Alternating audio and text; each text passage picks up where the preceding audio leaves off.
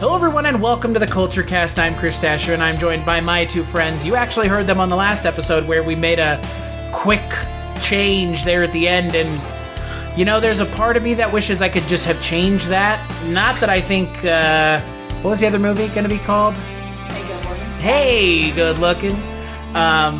Yeah, I don't know if, is that better than this movie? Marginally? It depends on your definition of better, honestly. I would say that quality animation-wise, yes. Sure. So, we're talking about Cool World. I'm joined by Jess and Maggie. This is going to be a nightmare because this movie's really bad. Like, yeah. And I say this sometimes where I'm like, oh, this movie's bad, and then by the end of it, I'm like, man, you know, it's inoffensive at best. Nope, not this time around, folks. I'm going to have a hard time saying anything positive about this movie. Sorry to bury the lead ahead of time. But on that note, yeah, spoilers. So on that note, let's talk a little bit about Ralph Bakshi's Cool World. So it's directed by one Ralph Bakshi, written by Michael Grace and Mark Victor, though that will come into question very quickly when we start talking about the film. It stars Kim Basinger and Brad Pitt, but let's be honest, Gabriel Byrne's probably in it more than anyone is. Right. Which is... it's not, he's not, motherfucker's not even on the poster. No. But it's Gabriel Byrne, and he's like a serious fucking actor. Yeah, a serious actor with actual... I mean, Brad Pitt's a serious actor now. But at the time he was still kind of... I mean, this wasn't that far out of Tales from the Crypt era. This isn't that far out of True Romance, where he's playing a stoner on the couch, you know? Stoner on the Couch, my favorite role he played. Yeah, I mean, that's that and the character from Inglourious Bastards, which everything but that role is trash in that movie. But I know. Look, I hate Tarantino. I'm sorry. Not my favorite. No, that's fine. I'm never going to let that one go. I'm sorry. But totally fine. During his 10 years in prison, Jack Deebs created his own world. It made him very successful. You're Jack Deebs, the creator of Cool World, right? I can't believe this. Now he thinks he's going home to the real world. But he's wrong. Real wrong. Welcome to my world. You're not in Kansas anymore! Freeze. Cool World Police. I'm a cartoonist. I drew all this. This place exists with or without you. Get a little closer here, babe. Give us a kiss. Go away. I'm out of here. I've been waiting for you, darling. Noids do not have sex with doodles. It's the oldest law in Cool World. If that happens, you call me. I got it, boss. Since it's only a dream, indulge your fantasies.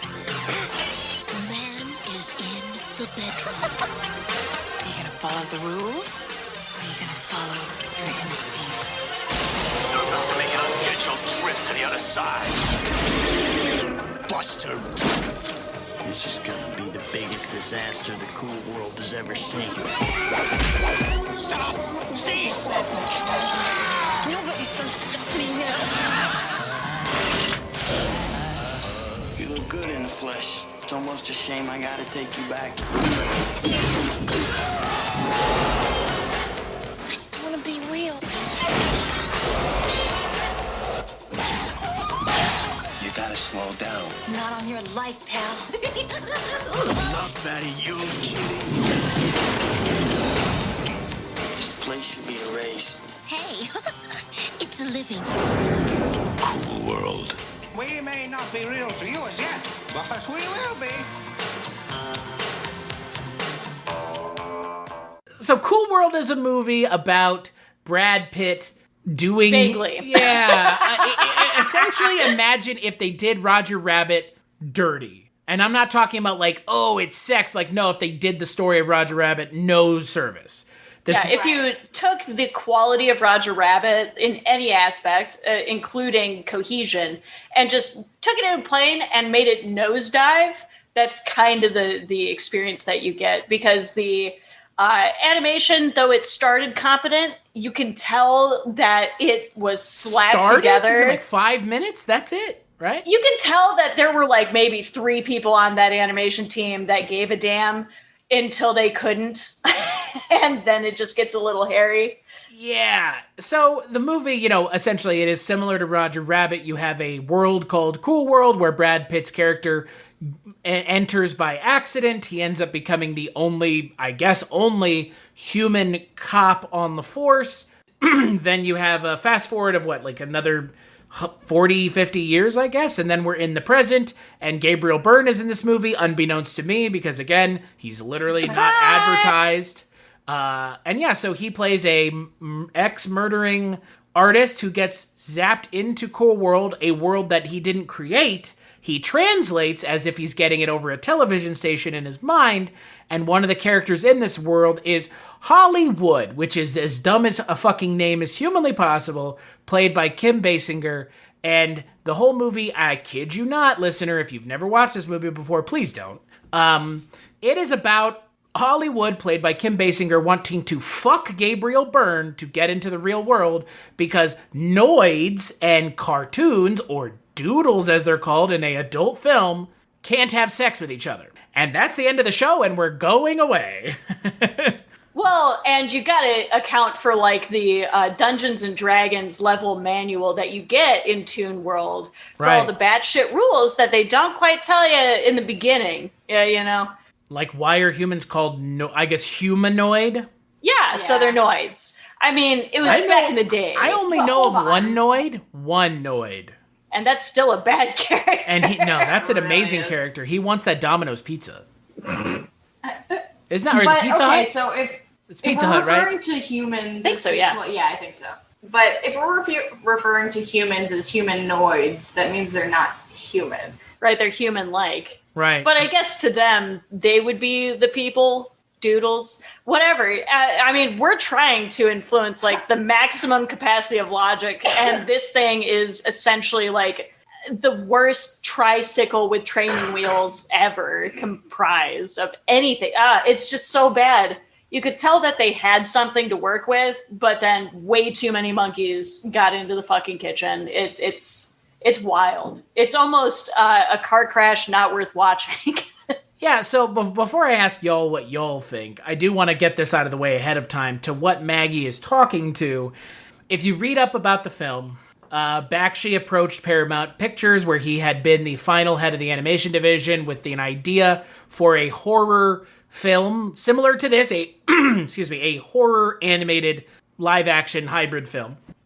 And it didn't get made, but it was essentially going to be about the love child of a human and a doodle together, which would have been cool, right? Would have been really fucking good. And then it turns out that Frank Mancuso Jr. Got his greedy little mitts into the whole thing and decided to change the script on the day the script got approved? Yep.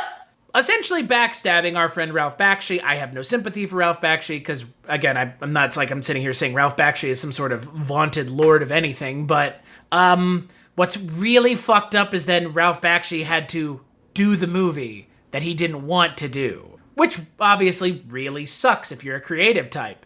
And the movie originally was going to be an R, and then it's a PG-13, and then Maggie, you kind of mentioned it last week, or I think Jess, you might have. It seems like Ralph Bakshi just fucking tanked the movie intentionally. Oh, yeah. Fuck this shit! I don't care anymore! All right. This is bullshit. Fine, I'll just wreck the fucking movie. All right, Mom, it was a fucking phase! Yeah, and here we are. Yeah. With all of the little bit of background out of the way, I'm sure we'll talk more about it as we go on. Maggie, yes. I know you kind of let the cat out of the bag last week when we were talking about this at the end of the show. Oh, did I? Watching Cool World, what did you think? Man, this is one of the films that, teen me, after watching Wizards and Heavy Traffic and American Pop and Coonskin, I walked into this knowing what Bakshi's brand was. So I was excited. Like I said, originally I only knew about the movie because of a Super Nintendo game, which also made as much sense as the movie did. Just for the listeners, it's also terrible. Don't play. But so I walked into this. It is made by Ocean Software, so that alone should be reason not to play it. So. That's a red flag. And it's also I don't know what that means. It's also an adaptation of a movie, so another big red flag. Exactly. Some of them are passable, but about 98 are not. Yeah. But anyway, so like I knew what I was walking into for a Bakshi film. I did not do any research or look into like the pre-production hell that it went through.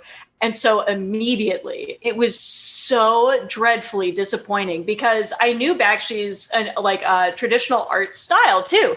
He paints in oils and he usually does like these really great like cartoon clowns and faces and just people. And I thought, okay, a world painted by Bakshi would actually be absolutely splendid. You see it in a lot of the backgrounds in the films that you saw. It's not quite in place, but it's on brand for him. Right. So willing to walk through this world journey, it was such a slap in the face. It was not what it should have been. And now that I know the background knowledge to it, and if you haven't, and listeners, I do encourage, the storyboards for the original Cool World were all done in colored pencil. The storyboard artist, I don't remember the name, I'm terrible with names, sorry, but they put in like so much heart. And I love the original concept, but obviously, like you said in the last podcast, we can't really pine for movies that did not exist. But this one is so intensely evident of the vitriol behind it that it is astounding that it even made it out at all. It's not a movie. There's no fucking plot. Right. The whole end sequence is essentially just this rant that you can hear in Bakshi's awful voice about the company. It's like, oh, so you just want some plastic bullshit. All right, fine. Here you go. What did you think, Jess? Since you and I are the reason that this happened. Since you and I are the reason that we watched this. I think it's more me, just because I simply said I kind of want to watch Curl World. That's fair. I mean, it is. We are ending Jess Byard June on the worst of worst. Yes. Oh my god, I forgot that this month was titled after me, and that makes that even. It truly is Jess Byard's. It's not Jess Byard June. It's Jess Byard's June. Yeah, and of course it's Bakshi. So yep, that makes getting real gritty in the shitty city. Fuck this city. Which would have been, was that Hey Good Looking, or what was the Fuck This City intro? Was that? It wasn't Coonskin. No. Shit. Beats the shit out of me. I don't remember any of these movies at this point. I blocked them. I am going to actually block this film out of my memory. Well, okay, this film, yes, I'll give you a pass on that. All right, so what did I think of Cool World? It should be called Cruel World. It should be called Cruel World. It's a form of torture in most third world countries, including this one. I like that you're about to drink out of this bottle of wine, even though you have a cup right here with wine in it. All right, shut up. First off. I mean, hey, you know what? It's 2021. You're avoiding the topic. Yeah, I was going to say, when can we get your answer, Jess Byard? So, the first time I saw this movie, I think I was in high school because it was like a part of like a list of movies of like ridiculous animations that I was looking for, or just kind of like weird adult movies that were tried to like market it to kids. So I saw it then and I was like, wow, this is trash. But yeah, coming back to it's still trash.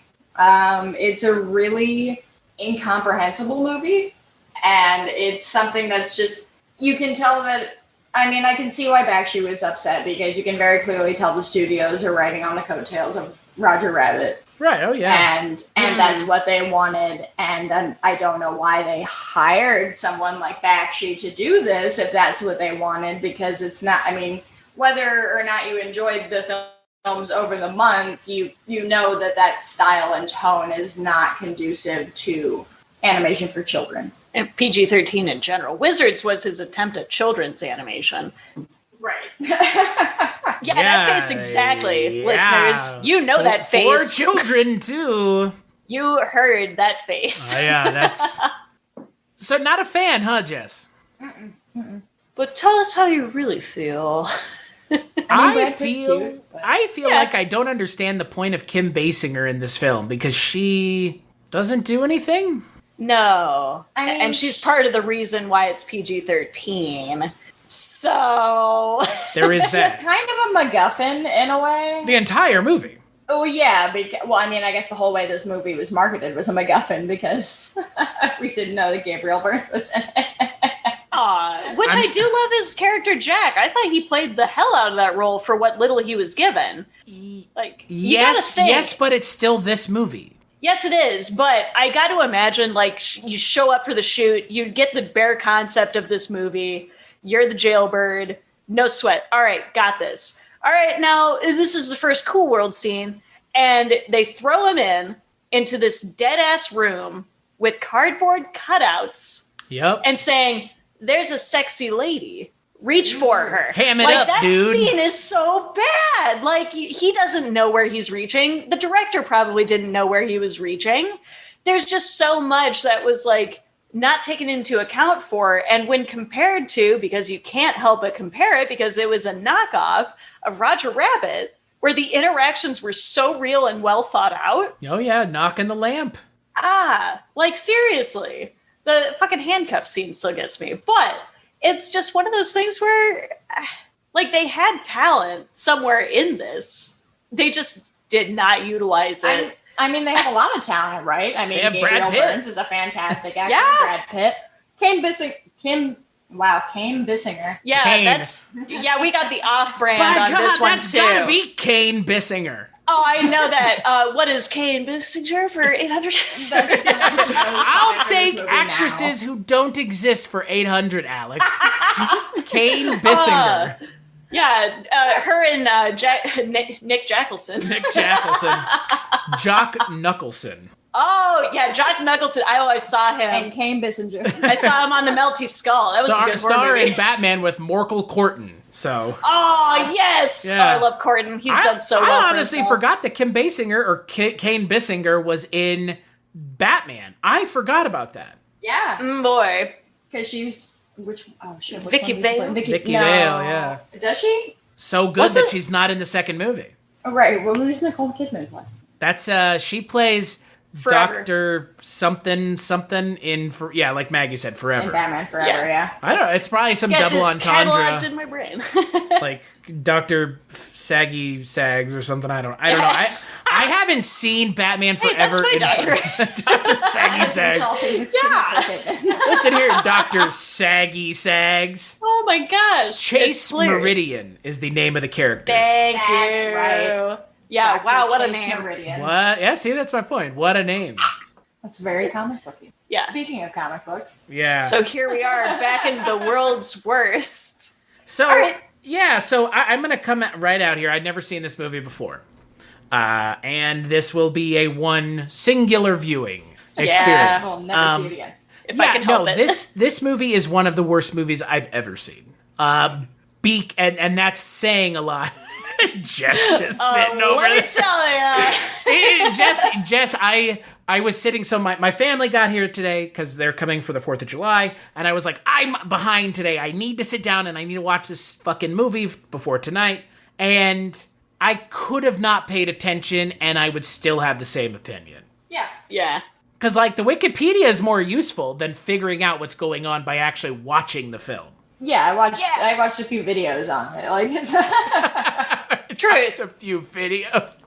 Sadly, I really desperately wanted to like this video, so I've seen it at least like 5 times, just trying to find that like ray of hope where it's like, yes, this makes sense. And it's like, all I can think about is how did Brad Pitt's mom make out after the accident? And also, how did he make that magic spike? And also, why?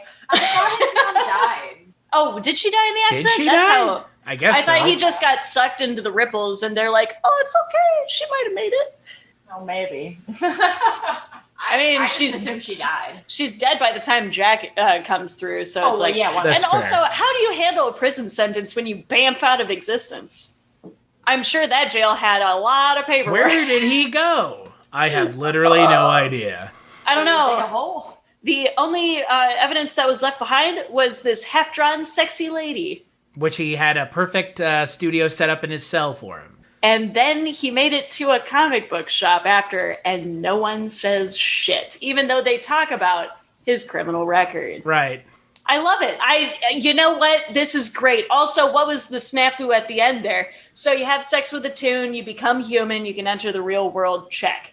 Then they throw the very last second curveball where what if you sacrifice your life as a Noid in Toon World, you become a Toon yourself. No, it's a little even stupider than that. It's just if you die from a doodle as a Noid, you become a doodle. There you go. So there was no risk throughout this whole entire film. Zero. Both of the leads wanted to be doodles. Right. Okay, just confirming that I wasn't insane No, after you're watching not. this several This times being movie like, is fucking insane. so all that suspense, but I will say, favorite character, and I want to do a round table of favorite characters. Spider Guy, by far. Spider His partner, Guy. the cigar-smoking spider that just gives you exposition off camera, even though they don't animate him. I love it. It's nice and lazy. It's very lazy. Yeah, man. The most interesting character, and you sidebar him so hard. I mean, the best character is Holli Would. Oh, yeah. I mean, that was a sexy dance. I'll give her that. But that was also animated. I think it's best when Kim Basinger or Kane Bissinger is when she is pretending to be electrocuted. Yes! And she's like, what do I do? Oh man, this shopping am I an actor in in Hollywood? Are they paying me money? Did I help tank this movie intentionally? Boy. God, like it's me. mind-blowing how bizarre this movie is in a way that is not at all charming. No. But it's even more mind-blowing that with all the talent that we've talked about that's in this movie, that they all read the script and said yes. I'm convinced. Oh, it changes. I'm convinced they read the script that was the original. Yeah. Well, but then did you see the thing about Kim Basinger wanting to for dumb it down for children? So I didn't see that. I just heard it when you guys said it. I don't doubt it because at all. we're reliable news sources now. Well, it was mentioned in a couple of videos that I okay, watched. that's okay. No, well, it is totally true. I wasn't bullshitting. Hi, I'm Maggie, and this is the One Maggie Network. Bringing you the finest news from my apartment. Right. Did you know chairs are actually poisonous for your ass? Did you know find out more? Did you know this random fact about Cool World? I did. And now you do too. It's But no, that's why I kind of have like this I would square up with her if it happened. If for nothing else, the fact that Cool World could have actually been slightly more interesting. Oh no, I do see it here. I see it. Yeah, according to Bakshi, Basinger herself, Basinger herself had to attempt to rewrite the film halfway into its production because she, quote, thought it would be great if she were able to show this picture in hospitals to sick children. And I said, Kim, I think it's wonderful, but you've got the wrong guy to do that. It's so wonderful. Like, is it so out of touch with reality to think that you can come onto someone else's project and completely derail it? Oh yeah. Like you're talking to the wrong people. Let us tell you something. It's tell you about the bullshit that happened today. Oh geez, seriously. It's pathetic, really. Like, yeah. I don't want to say like stay in your lane, but like you need to kind of know your place on the set. Well, and that was clearly a cash grab on like her part.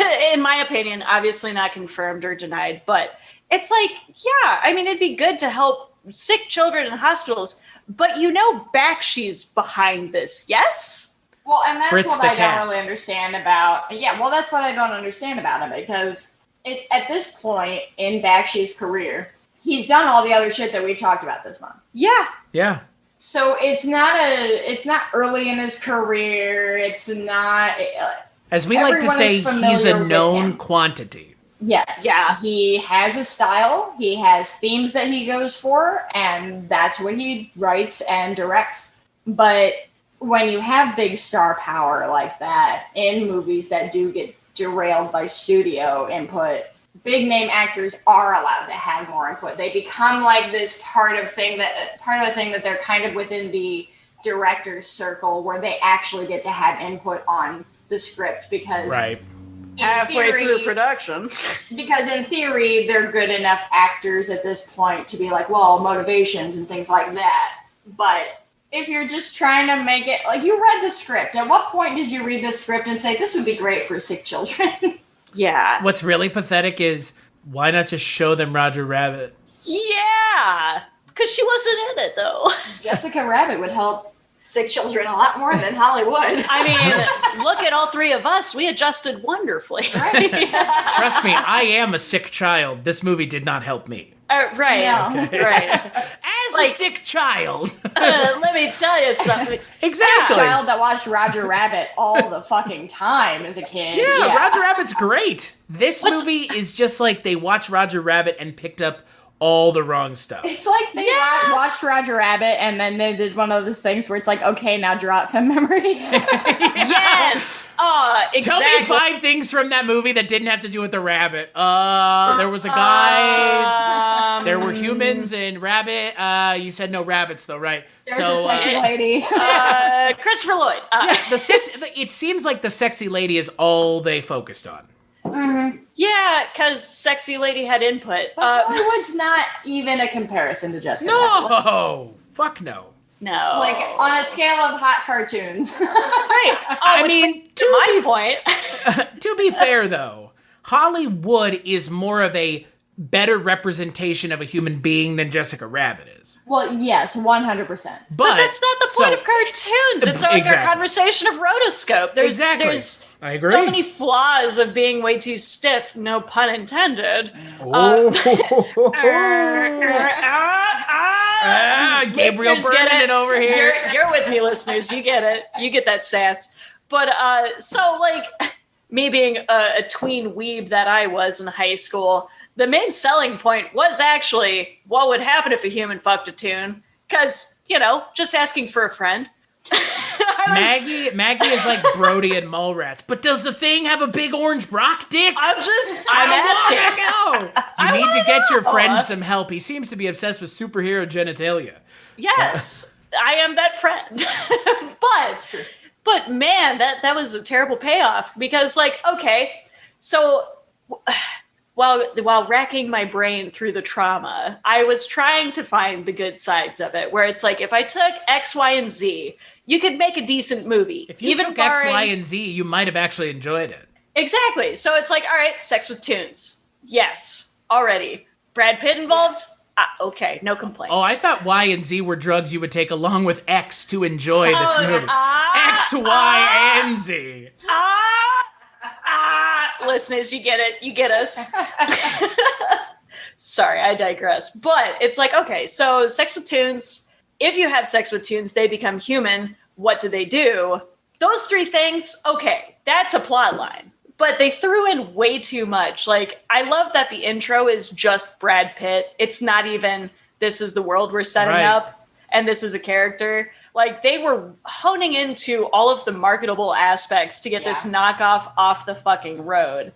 So it's like, you ignore all of, like, the creative concepts. Like, I don't care if the whole movie was about a scientist and a magic icicle. Sure. Anything would have been better than this. Yeah, there was at least, like, 4 different plot lines that made no goddamn sense at all. At times when I was watching it, what it felt like to me is they were trying to justify the animated part of the movie when they knew they couldn't. Right, or had the budget to even do any animation. You can tell that, like, the scene with the conversation of Holli Would. First, Brad Pitt, her scene. How shot, like, on a scale of 1 to 10, 10 being, why the fuck do I even exist? 1 being, how shocked were you when you saw just the random B-roll practice test cells that just shot across the scene? Oh, it's great. Isn't it? That, like, blend in with the car and shit? Like 1 to 10. Yeah, where it's just mostly line work at that juncture. It was just test animation from, like, weird knockoff Tex Avery. It's... Because I tried to justify that moment, and I couldn't think of a damn thing that made sense. The moment that really stood out to me where I was like, what were you guys thinking, is when you have Gabriel Byrne and Brad Pitt first meeting in that bar. And all of a sudden, like, these just, like, things fly by the screen. Yes, that's exactly. That's exactly what I'm talking about, sir. It's like, what the fuck is going on here? Is that what that was? That's what you're talking about. So we're talking about the same thing. Because it happens a couple of times. Okay, so we are talking about the exact same thing. Random run-throughs of characters. Yeah.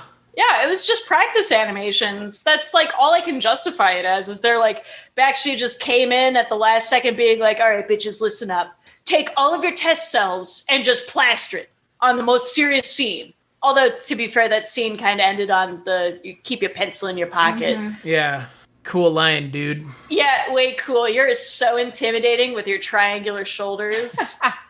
And your hair that's perfect. Perfectly coiffed. Wow. He was already a 2. I was saying, Jess has got the hairdo going on right now. Yeah, just need like 12 more inches on each shoulder. I was about to say. Yeah, you could pull off. You could pull that suit off better than Brad Pitt could. Definitely. The zoo suit? Hell yeah. Oh, there you go. Yeah, and then you can sing "Hey Pachuco" at the end. No. Oh shit! So which character? Not fans would of "Hey you be, Pachuco" Chris? or what?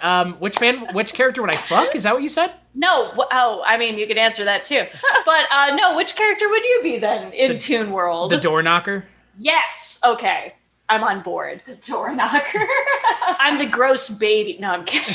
I hate those things. No, I am like the 50 like copy pasted wolves in the dance bar. That's what I am. That's what you. That's doing the whole. No, you're Brad Pitt with the zoot suit. I'm just the wolves at the bar. It's like, wow. That no one bothered to like reanimate to any other passes. Just shitty Tex Avery, just like the worst. And then there's some Tex Avery in there, and then there's a little bit of Ruben Fleischer. Or is it Ruben Fleischer? You know what I'm talking about? What's his name? The other Fleischer Studios. Yeah. Okay. Yeah, I don't know what the fuck his name was. Yeah, Dave Fleischer. Excuse me. It's a Fleischer. Yeah, but like that shows up a lot too, like a lot in the movie, and you yet, can tell that was supposed to be homages. Yeah, and yet it comes off as shit. It's just shit. It's just shit. Absolute. Like, garbage. I love the building design. Actually, that was one of my favorite parts was when they did, like, the wide shots with all the cities, with the faces on them, with the roads going literally through them. Like, I wanted some gameplay on that. Like, in Roger Rabbit, they at least indulged in one singular scene. It was very cost-effective, but one singular scene where he goes through the actual Toontown and gets to interact with the environment. That's that great. Was awesome. That was good payoff, but, I mean... Well, that's because they took time to do one really good scene instead of taking no time to do 40 really bad scenes. Pretty much. The best thing about this movie is that the animators were not given a screenplay. Bingo. And do you guys know what Bakshi said to them? Do a scene that's funny. Whatever you want to do. Yeah, because he didn't give a fuck. They're paying millions of dollars here, sir. Yeah. Wow. Yeah, but you monkey with his script, he's gonna go all chimp frenzy and rip your face off. Yeah, I mean, I guess if I could pull that move where it's somebody butchered my script so badly, I'd be like, you know what, fine then. You don't get the final product, just do whatever the fuck you want. And I'm gonna actively fuck it up. I'm gonna show up like Phantom of the Opera and just throw a monkey wrench in this whole operation. I'd be that petty. You know what my issue though is? It's like the problem. You know what the problem is with that line of thinking? Ralph Bakshi's name is still on this movie. He didn't take his name off. Yep. Like, I appreciate... he didn't pull an Alan Smithy. Right. I appreciate that they ruined your script. I appreciate that they, did all these things, but, like, you still should have given a shit, because, like, now it reflects poorly on you. Yeah. Well... But, to be fair, it's not like he had a lot of points for him. Sure. I do. I always have sympathy for the creator over the studio. Yeah, I mean, I get it. It's just, again, I go back to this idea of it's still going to have his name on it. Yeah. Yeah, well, sometimes you have to live with that. And thankfully, we're in a day and age where you can kind of get the backstory on it. But once again, it's very, I don't know, that's almost like a sweet power move in my mind. Like, for as much as I hate this movie, I love everything that happened around it just because it's an example of such dick shittery that it's kind of astounding that it exists, that it survived this long, that people are still talking about it. I will give it that. It has been a totem for what can go wrong. It hangs on. I mean, it does hang on in cult world. I mean, there's a reason that when I was in high school, it was on, like I wanted to find it because I kept finding it on all these weird cult movie lists or like weird animation lists or whatever. Right. Things like Meet the Feebles, like shit like that, where it's as weird melding of a medium that we traditionally know, at least in the Western culture, we traditionally know as a children's medium, but then with these adult themes. And, like that goes back to the cartoons that I watched as a kid on Nickelodeon that, Rocko's Modern Life, Are You Afraid of the Dark, which was not a cartoon, but they still had adult themes in them that played well for both an adolescent audience and an adult audience. Yeah. Because they weren't so overt that kids picked up on them, and they weren't so childish that adults didn't want anything to do with them. Bingo.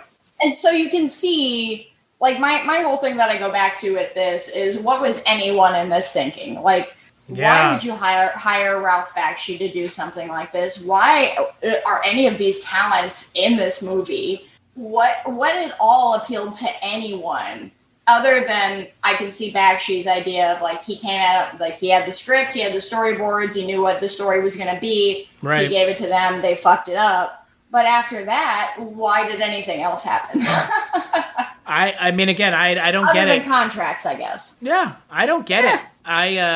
You have this story of Bakshi going to Paramount and selling the movie and them jumping all over it and loving it. And then... And, like, think about it. I mean, the biggest comparison that we've been making on this episode, and that every video and podcast on this movie has made, is the comparison to Roger Rabbit. But Robert Zemeckis was never a fully adult, like, thematic filmmaker. No, he still isn't. You do Back to the Future. He had all those Tales from the Crypt episodes. Like, they're all, he's filled Polar Express. Sort of, yeah. Like wow. He's not his family, like, he's not the family name that, like, Spielberg is, but he lives in that realm. Right. So he can do something like Roger Rabbit that bridges a line between, adult sexy stuff and just a fun plot for kids and adults to enjoy both. Right. This movie doesn't do any of that. No, it's actually interesting to me, like, for as anti-corporate nonsense as Bakshi was, it's almost like this was his falling of grace because he did the thing that he hated. Like, every single movie and, like, his mentality in general was that the corporate film industry was bullshit. Right, which it is. And this essentially proved his point. Well, tenfold. But okay, so what year did this movie come out? 92. What was the last movie he did before then? Would have believe it would have been the one that we did not watch. Hey, good looking. Hey, good looking. Hey, cut that out. No, he did Fire and Ice in 83, and then this movie in 92. Yeah. Okay, so that is an almost 10-year dead period. Yep. Of making nothing. So I'm assuming, however the chain of communication started on this, is that they invited him to do this thing, hey, make it your kind of comeback into this mainstream world, and we'll let you kind of do what you want, but actually we won't. And all right. We're going off the story that we've hearing from Bakshi himself, which again, right. I as much as I trust it, I don't trust. He's a curmudgeonly old man. Yeah. I agree with you, Jess. I think the reality is different than what Bakshi is claiming, that, they just gave him this, said, do whatever you want, guy. Like, we're, first look great. We're buying the script from you. Right. Like, okay. Like, maybe the original script was that good. I didn't get an opportunity to read it. Maybe it is. I don't even know if it's around. I mean, honestly. it's Bakshi. There's, like, remnants of it. But, I mean, it was just one of those things for me, anyway, that the original concept was a revenge plot. And it would have been a hard R. Right. Oh, yeah. And, yeah, it's the offspring of a tune and a human. And it would be creepy as fuck body horror. Oh, well. That was the intention. It was supposed to be a horror movie. Exactly. Well, because you think about it, right? Gabriel Byrne, his whole idea is that he gets this idea from the TV. Yeah. Like a Videodrome type thing, right? Like, we're having this weird alternate universe that might exist, and maybe I can peek into it or get into it in some way. So I can see awesome fucking body horror elements to this that were just lost. Yeah. Yeah. it's a major whiff. Because, I would have loved a plot where it's this kind of identity crisis in this half-toon, half-human in this toon world where it's like, what the fuck am I? I'm going to kill my dad. Would this movie have been good if it had been R? Like, you know what? I'm still working under the assumption that Bakshi's films in this era weren't at their finest. I kind of liked Fire and Ice, but that's only because they made like Conan Batman. That was fine. Wait, what? Yeah, okay, well, watch Fire and Ice. It's free on YouTube. But one of the characters is literally Batman, but in the Conan realm. Oh. You're right. I know. It's kind of intriguing. I'll watch that. But it doesn't make the whole entire film pretty good. Because at this rate, Bakshi is so outdated with a lot of his concepts. And he's trying different things, which is good for an artist to do. But, like, so Sword and Sorcery... But his lead character is essentially not Beastmaster. There's some blonde dickweed in the fucking Sword and Sorcery bracket. No, that's... he didn't do nothing to nobody. He just has a bad haircut. But he's blonde. It's true. But his blonde character is totally like, oh, I found this chick. I guess she's mine. It's totally outdated shit. So I don't think Cool World would have been like the... amazing last movie. I hope that he knocks out of the park. I think American Pop still stands true, as that was like the perfect time for that to come out. Sort of his magnum opus. I would agree.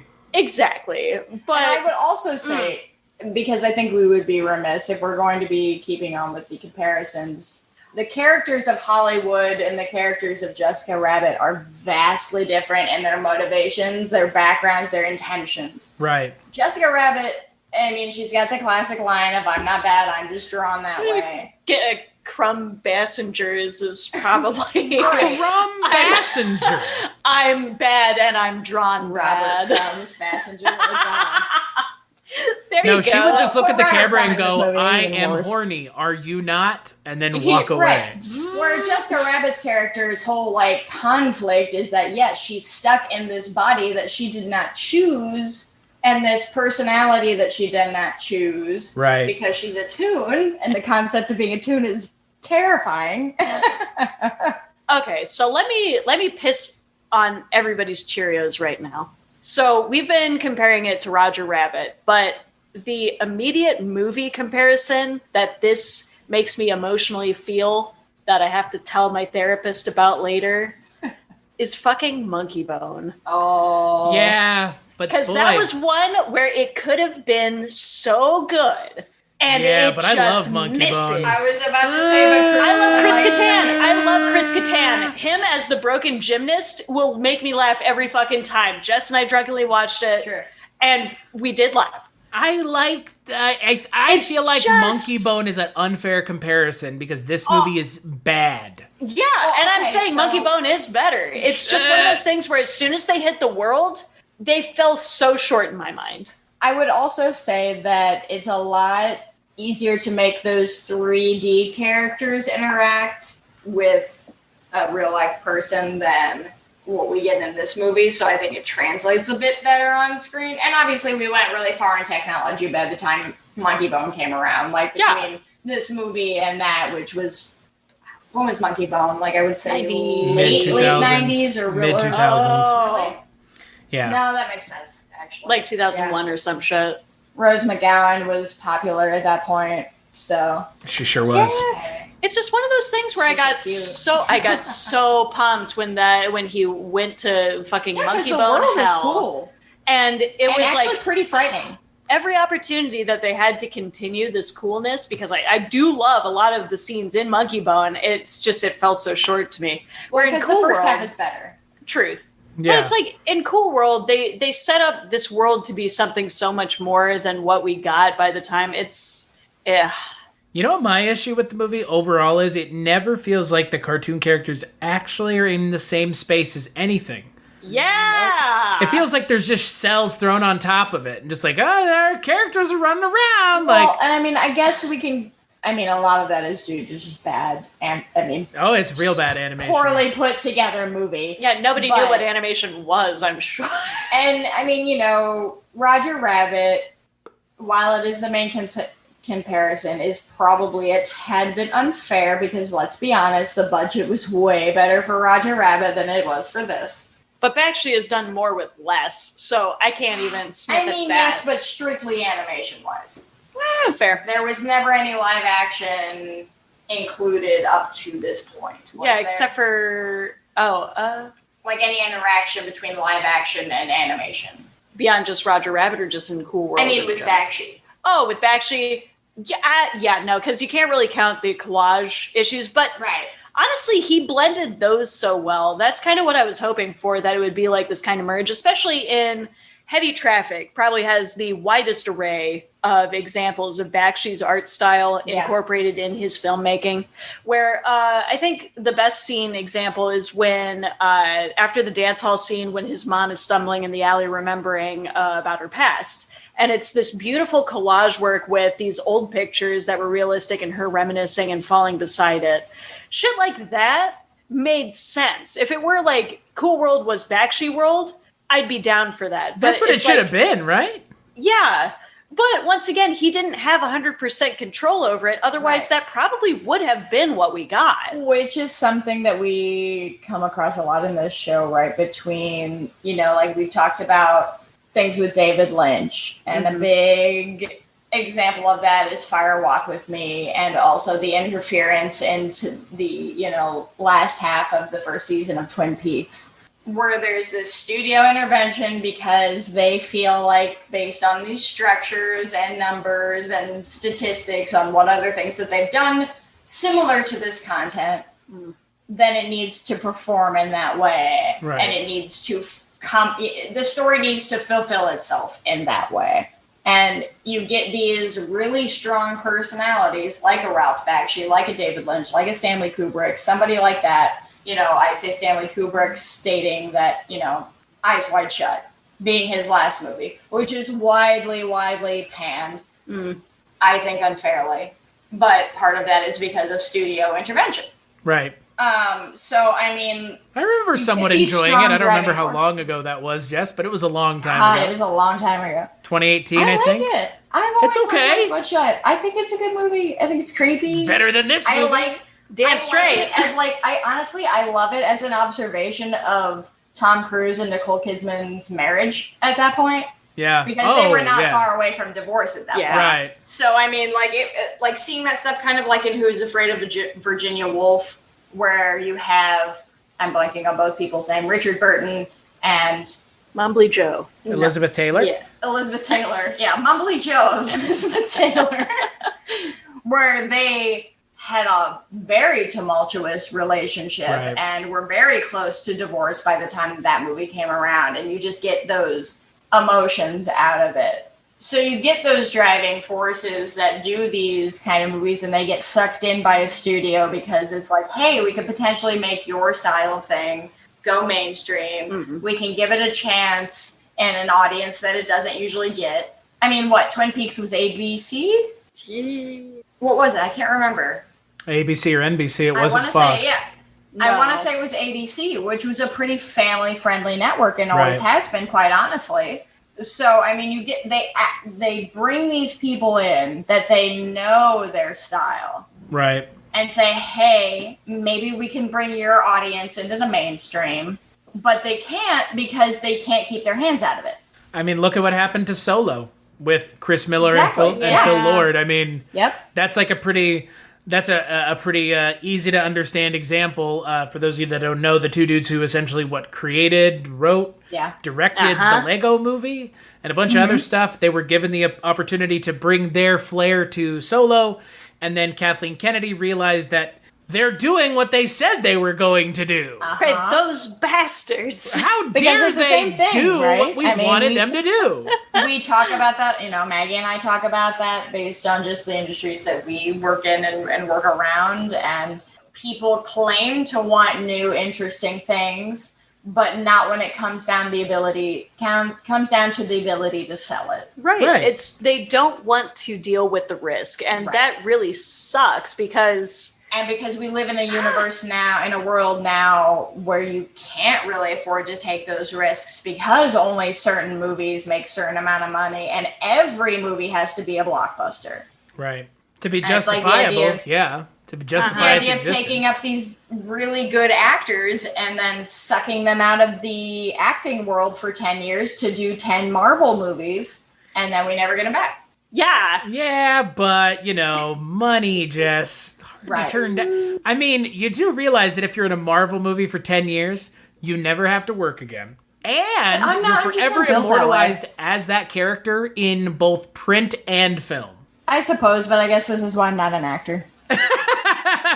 Or I don't really need my effigy, just a part of all of this Don't you, franchise though? forever. Don't no, you, I just want my name on Jess it. Byard. I just want my name on it. I don't need my face on it. Died heinously, known for being the female Inspector Gadget. Da-da-da-da-da-da. Ba-ba. Well, that'd be fun. Instead of a dog, I have a cat. You're Inspector Gadget. And am I? Yeah. No, you're no. Maggie is the little I'm girl Claw. that hangs out. I'm With- Penny. Hell Yeah. yeah. No, see, I'm Dr. Claw because I can do the Dr. Claw voice. That's fine. That's your one qualification. You have to get your cat. Yeah, I can lose a hand. No big. Well, I don't want to lose my hand, but I can do the Dr. Claw voice, so I don't need to lose. Did Dr. Claw not have a hand? That was in the movie. No, he was always petting his cat with his metal claw. I'll get you next time, Gadget. Wow. Yeah. I told you, see? Shit, that's good. I love I it. mean, it's not. I mean, Good, son. I would not I wanna bring watch it up this if I again. wasn't willing to do it and it didn't sound good. So Yeah. Hey, you know I what? could So- do a great Arnold Schwarzenegger, guys. Yeah, well, we're making the Inspector Gadget film, Chris, so...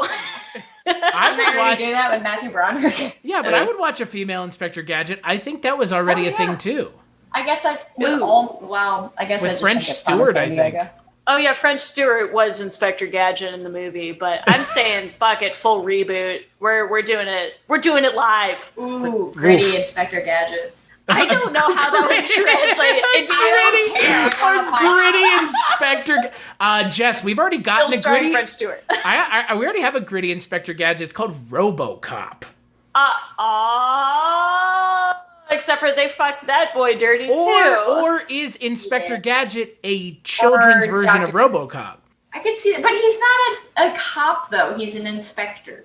It's not the same I don't thing. think he has Investigates licensing. mysteries. He's really bad at it, though. Hey, don't forget, in the new Inspector Gadget, he's also from Ohio. Really? Yeah, of course he is. Everyone is. Yeah, the Matthew Broderick one takes place in Ohio. The entire movie takes place in Ohio.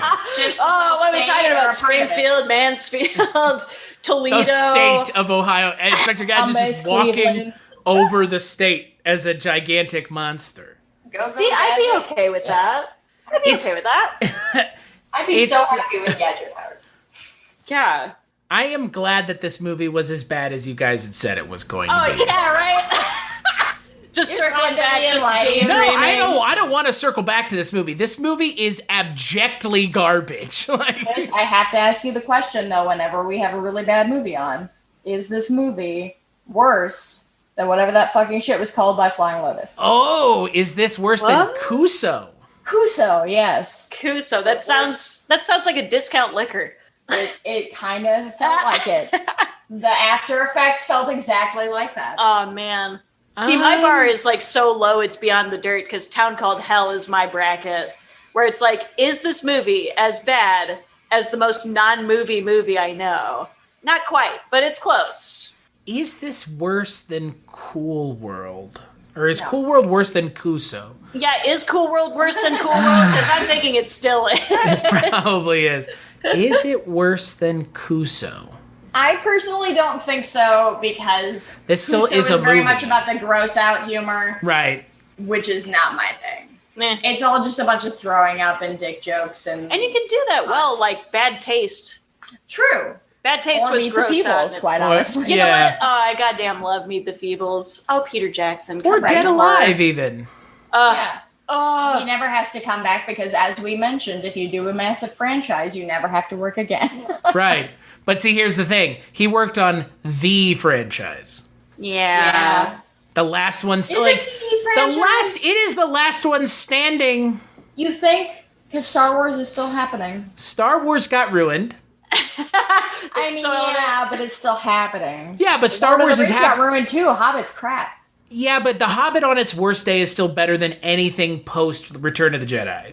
Yeah, Drunk Hobbit is a little bit better. I would agree to disagree, but I mean, I agree with you, Jess, on in theory and almost 99%, but the comparison to Star Wars, those prequel movies are terrible, and the sequels are worse than the prequels. Basically, we're qualifying this as the amount of sequels that are good.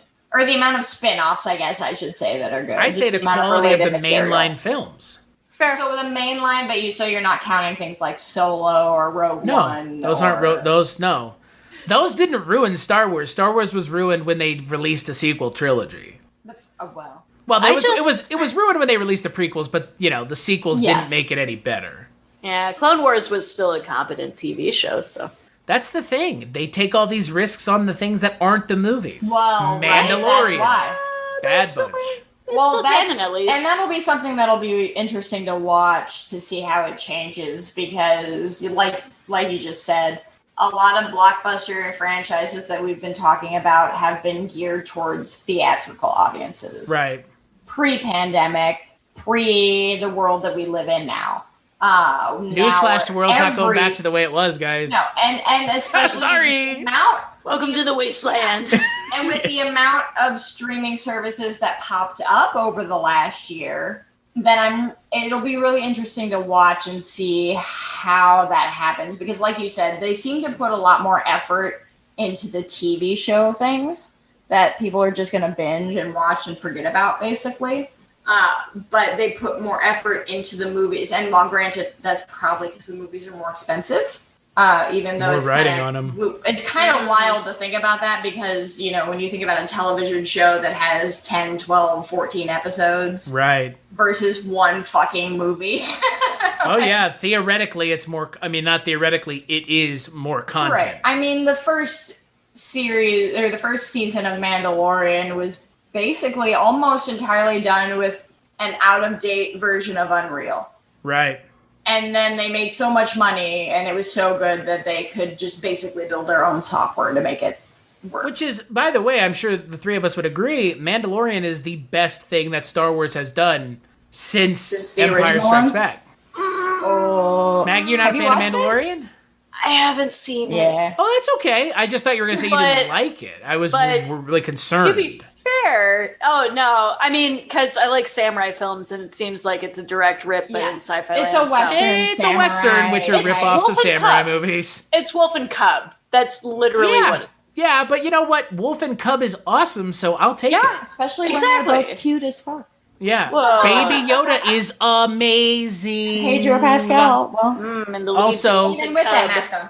Did you guys ever notice something? And now we can kind of talk about her because she's not on the show anymore. You guys ever notice how Gina Carano looked like a female Pedro Pascal? Like just... oh my God. Think about it. I mean, it is really unfortunate that she's hot, but... Yeah, it's also an asshole. Yeah, well, don't say stupid shit on Facebook and you won't get fired from your job.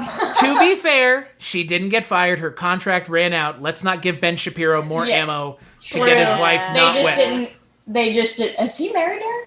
No, but he's married to an actual human woman. Oh, that's right. Yes.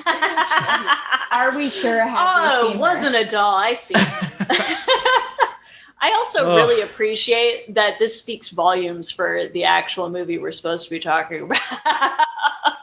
But I'm talking about Unreal Engines, and I don't have any of that shit. Yeah, we're talking about Star Wars. I mean, to be fair, we could tie it all the way back because Star Wars, similarly to Cool World, they didn't take any risks. No risks whatsoever. Zero. It's pretty homogenized. Okay, so Chris, let me ask you this. We have talked about really shitty movies, like Nothing But Trouble in the past, where the only redeeming quality we really gave to that one is the fact that it was a really weird, wild, out there idea that did manage to get made because it was in a time where people were still willing to take risks.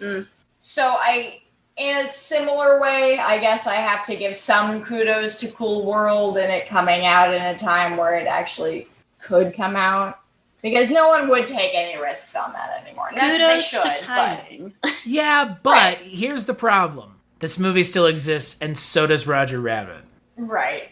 And there's nothing to compare to Nothing But Trouble. So. Right. Like, what else do you compare that movie to? A fever dream? Yeah, Benadryl. Benadryl on a bad night, man. That's exactly it. Having a peanut allergy and not being able to do anything about it as your life flashes before your fucking eyes. It's totally like the dream I had last night where I had a ride that would take me to the other, like, side of whatever mythical realm, and I was with a larger friend, and she's like, oh yeah, it's like, yeah, this is a cool ride, but it's kind of narrow, and she got stuck in it.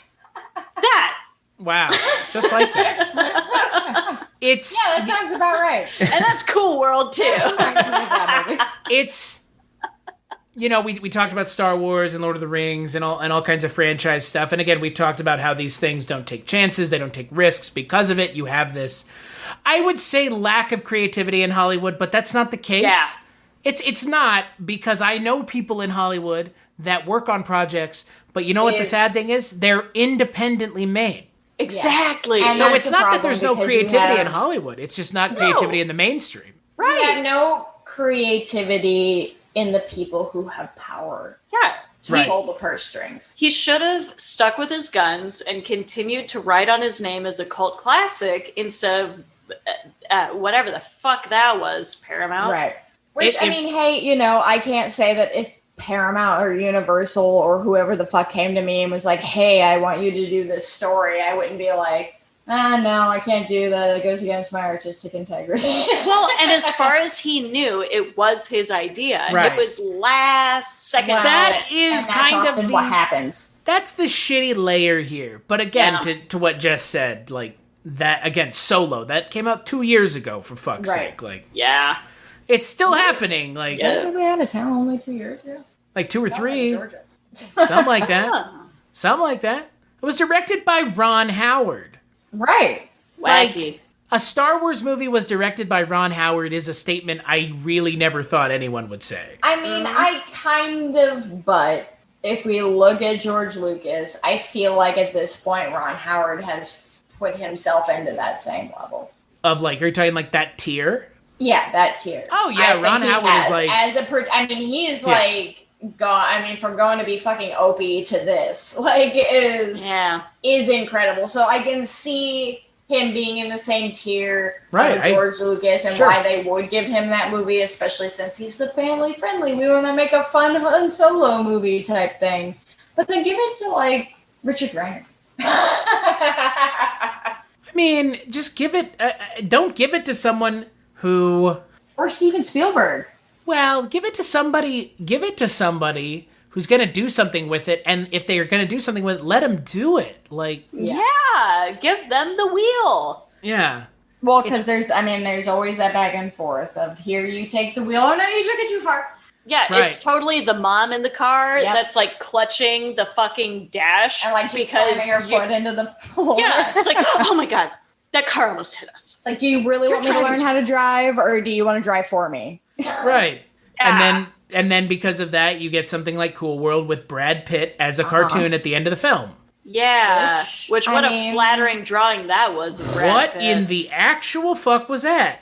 Yeah, he turned into his little beady eyes. Like Johnny Bravo had more charm. It kind of looks like he belongs in that. Oh shit! What is that other animated live action movie that you hate? With the ladies with the bikinis. Rock-a-doodle. Oh no! Rock-a-doodle? Wait. Yeah, I'm sorry. That kid kills it. What? Rock-a-doodle's great. I haven't seen it in a long time though. God? It has Glenn Campbell in it, for fuck's sake. I don't care, man. That kid ruins the whole He rock-a-doos all day long. No, sir. Oh, talk about that movie. That is a horrifying children's film, right? It is. A bit, yeah. I watched it all the time. And that's after watching, like, Return to Oz. So. You know, Jess, that says a lot about you and I and our friendship we both grew up watching Rock-a-doodle. Rock-a-doodle, and we're like other than you who doesn't like it. Right, because I watched it I know knows what that fucking shit is. You know that movie where a child becomes a cat? In a tornado? And then you know what? That movie's fucking wild. So that is captured by Foghorn Leghorn, but the off-brand fucking version. Sexy Foghorn Leghorn. Yeah, it's Foghorn Leghorn mixed with Corny from Corn Flakes. Don't forget, Jess, it's not a tornado. It's Was it just a storm? It's just a storm. It floods his bedroom. Yeah. Oh yeah, it's a really bad storm. Yeah, which doesn't make sense. His bedroom was on the second or third floor. That scared me as a child. Parents are dead now. Chanticleer. Yeah. Oh gosh, that's right. Rockadoo. That movie's great. Maggie, I do not understand why you do not like Rockadoodle. We're gonna have to do this. It must have been one of those things where kid brain was not there. Let me tell you. When you guys had Rockadoodle, I had Scamper the Penguin. Scamper the Penguin. I'm okay with what I had. Yeah. Because let me tell you, that was... I remember the Penguin movie where he's looking for a little pearl or something. Penguin in the Stone? Yeah, Penguin in the Stone, Don Bluth. Penguin in the Pebble. Yeah. What about A Troll in Central Park? Oh my gosh, King Lots. Oh my god. I'm Charles Nelson Riley. I'm a troll. My homie. That was what saved the fucking movie was King Lort. Lort. What is Lort? Well, it's troll spelled backwards. Yep. Welcome to Nilbog also. I'm going to whoop your ass. You don't stand on this table and piss on hospitality. Yes. Oh, and Dr. Acula. Oh my god. Dr. Acula. Jesus. Sweet Christ. Yeah, Off-Brand Month is slowly dawning on us now. I mean, then we just have to talk about the Disney movie that wasn't a Disney movie until it is somehow now a Disney movie. Anastasia, another movie. Oh, you should watch that all the one. No, that one was actually fucking good. And Thumbelina. Oh, that one was less good. Yes, Thumbelina. And Once Upon a Time in the Forest or whatever. Or what was it, the Swan Princess? Yeah. The Swan Princess. Bartok the Magnificent, is that what you're talking about? Oh. The spin-off of the character from Anastasia? Yeah. Played by Hank Azaria? Yeah. Because that was everybody's favorite part of the movie. Was Rasputin's pet bat. Quite honestly, that was my favorite part. I was about to say, that was my favorite part of the movie, Maggie. Because I love Hank Azaria. Sadly, the only thing I remember from that movie was the backgrounds. Well, okay, so why was a random... So Fern Gully, we have Batman, right? Which is Robin Williams. Yeah. Just all these bat counterparts. I don't know. But hey, Hank Azaria was a albino bat. Right. He was special. Hey. You could hear the extra white in his voice to make that character one. You want a real blast from the past? A movie that I actually want to do a podcast on? Do it. That Camelot, the Camelot movie. Do you guys remember that? Yes. With the two-headed dragon? With the two-headed dragon and the what was it, a hatchet that was like a bird and a chicken? Yeah. Or a chicken and a hatchet together? Yeah, we could do Black Cauldron, Camelot. Oh, we should do that one with was it Sigourney Weaver or Jamie Lee Curtis? It was a made-for-TV movie. Jamie Lee Curtis. Jamie Lee Curtis and Sigourney Weaver. Yeah, Sigourney Hoover. I'm just more. I get them mixed up constantly. It's okay. Oh my god. They look similar to me. We missed it for a while. We didn't fuck up Hank Azaria's name, but everybody else, because let's be honest, Hank Azaria's name doesn't even sound real to begin with. True. Frank Mazaria. Yeah, Malaria. Frank Malaria. What is the name of that Camelot movie? Camelot. No, it's not. Quest for Camelot. Quest for Camelot. Yeah. With Carrie Elwes playing a blind swordsman. Yes. Yeah, because Carrie Elwes is a dick. Of course he'd be blind. He's a dick. And Gary Oldman is the villain in that movie. Yeah. Oh, and of course Gary Oldman is just a treat. I forgot about that. Yeah. And Pierce Brosnan is King Arthur. Mm-hmm. Oh. But for some reason, Pierce Brosnan does not provide the singing voice of King Arthur. He would go on to provide the singing voice in ABBA, Mamma Mia, though. Mamma Mia. Mamma Mia. Here we go again. So, it's I okay. didn't see the sequel.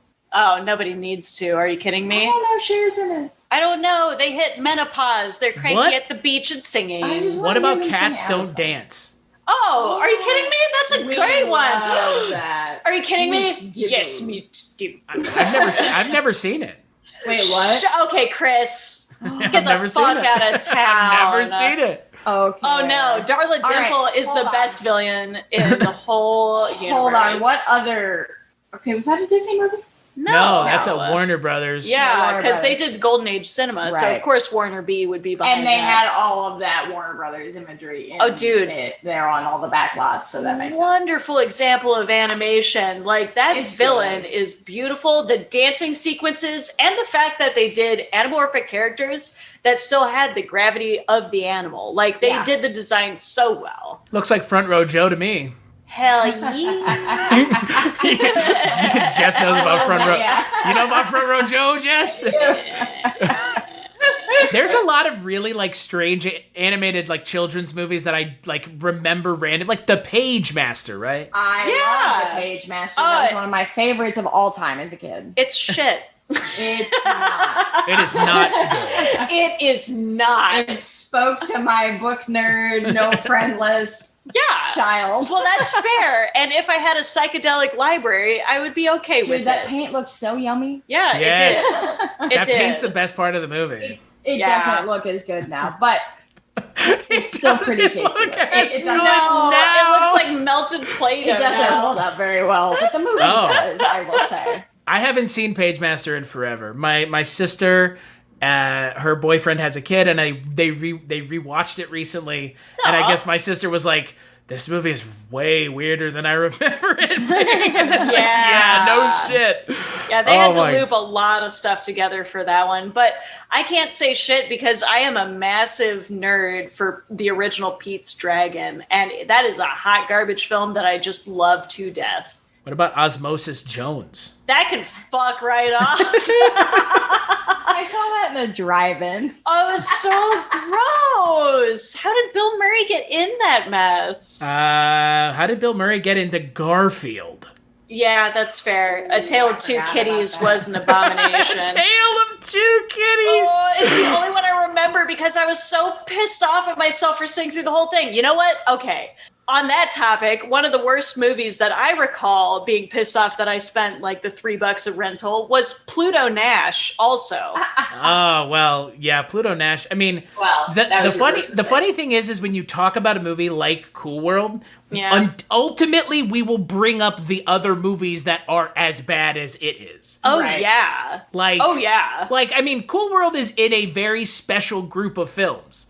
I don't really use Rotten Tomatoes for anything other than remembering how much I hate myself because people seem to think that it matters as an aggregator for whatever reason. Right. Just you know what Cool World has on Rotten Tomatoes? Ooh, 27. You're in way too many digits. Let's just put it that way. Oh, good. All right, that's reassuring. You're off by 1, Jess. Oh wow. It's a fucking 4%. Oh, it's a 4. Yeah, baby. Isn't that insane? Okay, so I think does this mean we have to do a whole month of like the lowest rated? Please, God, no. Because Town Called Hell. If you want me to comprise a list of bad movies that's still kind of fun to watch, I will give that to you. But you guys don't have to continue. I never saw that. Fun. It's not. No, it's not fun to watch. It's not fun. It's about as fun to watch as this movie is, which is, needless to say, not fun at all. Yeah. So Rotten Tomatoes says Cool World throws a small handful of visual sparks, but they aren't enough to distract from the screenplay's thin characters and scattered plot. This film is worse aggregated review than that fucking movie that had Ben Kingsley in it, and they went back in time and they stepped on the butterfly, A Sound of Thunder. That has a 6% on Rotten Tomatoes.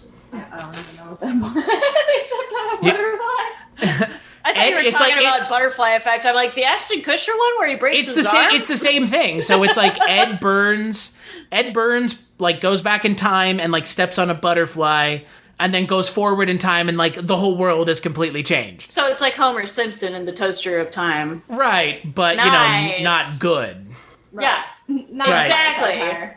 But yeah, so now we're in this weird spot here where this movie is at sub 10. Yeah. That's awful. Its rating is as good as my Jeopardy score in most cases. When I sit and think about movies that are as bad as this movie is, it really is in a class of its own. Truth. Yeah, because it's almost like now that I'm like deep diving on it. It does kind of bring up like the pros and cons that I have with minimalist art, where I enjoy it because of the concept around it and not because of the actual product. That's fair. It's like it's an enamorment and kind of like a warning. An enamorment? Yeah. I'm sticking with it. Trademark it, baby. It's mine. I want to know what word you were looking for. Let's just put it that way. I don't know. I was kind of trying to figure that out myself. Oh, and now you guys are making me lose my sentence. So there. But it is an enamorment. Continue. It's an enamorment. Enamored. And a warning of corporate manhandling on some scripts and how things could go wrong. But mesmerizing. That doesn't Jess sound is like still a word trying. I would use. Jess is still trying. No. Okay. Thesaurus brains. You would think after I say the phrase "I'm a motivizer," all bets are off, but no. That and Kane Bissinger. So yeah, okay, yeah, Mr. Kane Bissinger. Yeah, Kane Bissinger. Mr. Wayne. For y'all, is this one of the worst movies you've ever seen? No, honestly. Really? A Town Called Hell really holds a fucking torch. I've seen a lot of really, really bad, trashy horror movies. Sure, but I'm not talking about But you know that movie's going to be trashy. This movie, you didn't go into this movie expecting it to be as bad as it is. No, I didn't expect it to be trashy, though. Sure, but this isn't trashy. Biggest disappointment? It's probably in the top 5 movie disappointments where I had my hopes set and it just didn't happen. Like, I'll definitely put that in a low ranking. Is it the worst thing that I've seen? It's probably the most nonsensical and incomprehensive. Those were all words, right? Yes. Yeah. Good. Nonsensical and incomprehensible. Oh, incomprehensible? Yeah. Look, I mean, there are obviously, there's obviously a lot of really bad movies. More bad movies than there are good. But I think the thing that pushes this over the line for me is the amount of talent on screen between 2 people, you could say 3, it's a lot. Yeah. Well, it's like Haunted Honeymoon, where it was a star-studded cast, but holy shit, was that a slap in the face for the viewer. That was not worth any amount of time. I would not recommend it to my friends. That is why I tried to steer everybody far away from it. And yet here we are. You tried. I did. I thought my rants yesterday were not falling on deaf ears, but you guys fucking deffed it up. So. Ostensibly yesterday, as far as many folks are concerned. You know, it's there's just this feeling when you watch a movie this bad that it's in a special class of its own. Absolutely. Yeah. You know? Yeah, it's a special kind. It's not just bad. It you goes put a further pretty than good that. amount of talented people into one room, and this is what you got. Right. Yeah. Right. Well, one of those people said, and I quote, "I would love to show this film to my children." And sick kids in hospitals. Did we mention that there's a Super Nintendo game out? We know the thing we didn't talk about, and we kind of mentioned, I think, last time, they put a giant Holli Would on the Holli Would sign. Yeah. Cute. Real cute. They really thought this was going to be a thing. Wow. It's just like Fetch. It is not a thing. Quit trying to make it a thing. It's like, what is it, Dark Universe? You guys remember that? Yeah. Oh, it's going to happen. Here, let's show the thing right before the mummy. Whoops. I'm sorry, you can't compete with anybody in that. No, there's only one mummy movie. Yes. Yeah. Well, actually, I would agree with that. I don't. Yeah, I love hashtag Boris bisexual Karloff. Anthem. I do. Well, yes. Damn straight, everybody's sexy in that. Oh really my God. like the Hammer Mummy though. Yeah. Is that a movie, or is that the Hammer films of the Mummy? That is the Hammer Mummy. That are the Mummy. But now that you mention it, that's also on our list for when you fly the Hammer Mummy? to hang out. We are making the Hammer Mummy and Female Inspector Gadget. But it has to be called Female Inspector Gadget. Yes, exactly. It's a knockoff. We don't want to get should just call it sued Fig. here. Just call it Fig. Boop boop boop boop boop boop boop boop. Yeah, we'll just change the chords. It's fine. Fig. Fig. Fig. Fig. Fig. Fig. Fig. Fig. Yeah, there you go. Exactly. We'll just start making like the cheapest. It'll be like what's that movie called? Like Please Be Kind, Rewind or whatever. Yeah, Be Kind, Rewind. Yeah, but where good. we sweet it. Yeah, and that was still cute. But still. At least this movie doesn't have a 0 on Rotten Tomatoes because there's a Wikipedia page for all the movies that have 0 on Rotten Tomatoes. Well, that sounds like a month. That is not a month because some of these movies I have already seen. Yeah, once again, guys, I will make you watch some shit. The Ridiculous Six, 0%. Oh, yeah. Yeah. Ballistics, X versus Sever, 0%.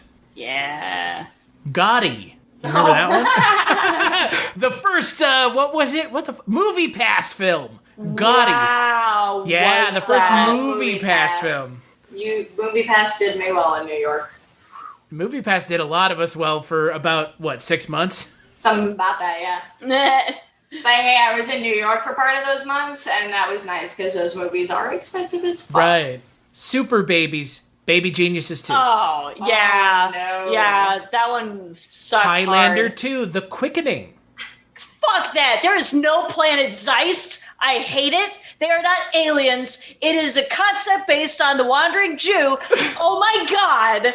It could burn in hell. The only part that I tolerated was trying on suits at the goddamn store, and that was still bullshit. Okay, yes, that I agree with. I've never seen it, so... Don't. Do not. No, but Return of the Living Dead Part 2. I like that movie. That one wasn't terrible. Police Academy 4 Citizens on Patrol. I've that not one seen sucked. anything past the first one on Police Academy. It boggles my mind how many of the movies there are in that franchise. Isn't one of them like Mission to Moscow? Something like that, God, yeah. Isn't that like, Jess, do you want to give a guess as to how many Police Academy films there are? I want to say there's 8.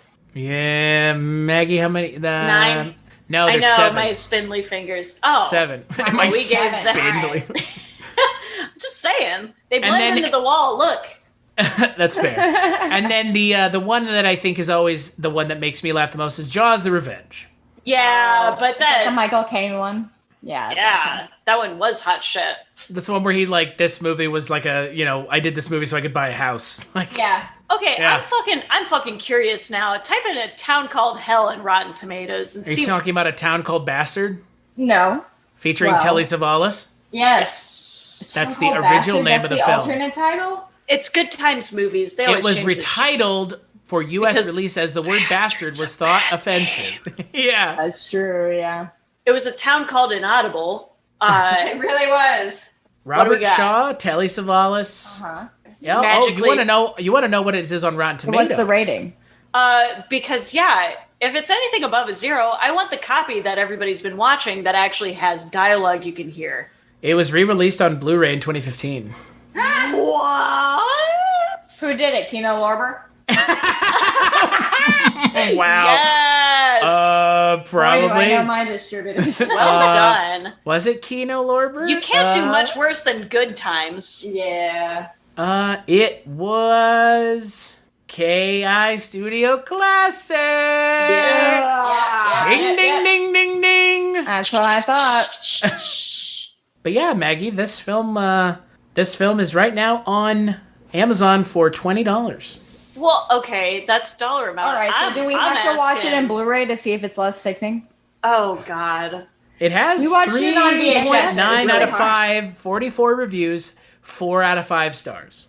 I'm impressed. Really? Once again, we didn't get the plot because we had a worn out VHS that was in my grandfather's bomb shelter. So Hey, maybe people liked it. I wonder if people noticed that Telly Savalas shaved his armpits right in the fucking middle of the movie. They should in Blu-ray. Right? You can see those hairs just disintegrating off his bald ass. I mean, look, it's got Telly Savalas in it, and Martin Landau, and Robert And Robert Shaw. Shaw. I didn't tell you. It Sounds like a good movie. Sounds like a good movie to me. All right. Well, you should watch it and let us You know. can go for that. Go for it, bro. What better to wash the bad taste of Cool World down with than Telly Then with Savalas? the moneyed visuals of a town.